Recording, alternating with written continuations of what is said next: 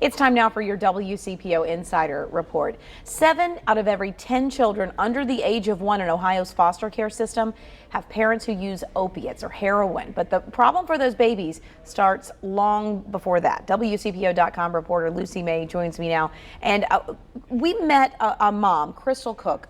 Lucy, you interviewed her, and she had an amazing story of recovery, but also one of her own children born exposed to heroin. Yeah, she actually was an addict. She was hooked on heroin for the birth of her last 2 children. But the little boy, her youngest of 6, was born way premature. He was just teeny tiny, and she was really struggling because she didn't know if he would survive. It was really heartbreaking. But the great part about Crystal's story is that she's been clean for almost 2 years now, and as we know, she's going to get her children back soon. And she went through First Step Home to kind of get herself righted. But for moms who don't have that either option or don't have the desire, let's talk about what happens to heroin babies and the first, the health repercussions. What is the difference between a heroin baby and one who's not? Well, long term, the doctors aren't sure yet, but they know that when babies are exposed to opioids in the womb, heroin or prescription painkillers or whatever other drug their mom might be, some moms take these, are prescribed these for various reasons, but when they're exposed in the womb, there's a chance that they will be born not addicted, but having symptoms of withdrawal. If those symptoms are serious enough, they need to be treated with medication themselves to get through that withdrawal, because if they're not treated, they can experience seizures.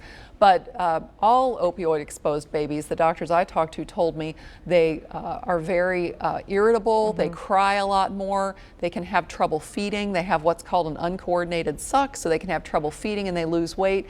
So you can imagine how tense that is in a hospital nursery with trained nurses trying to care for a whole lot of babies with those conditions. But for a mom at home who's recovering from a heroin addiction herself, or maybe still on it, still on it, it's a tough time. So the numbers are staggering. 814 babies born to local hospitals within the last year, but really over the course of time, these numbers have been steadily increasing. Yeah, they really have. I mean, the Cincinnati Children's Hospital Medical Center coordinated a study with other children's hospitals around Ohio starting several years ago.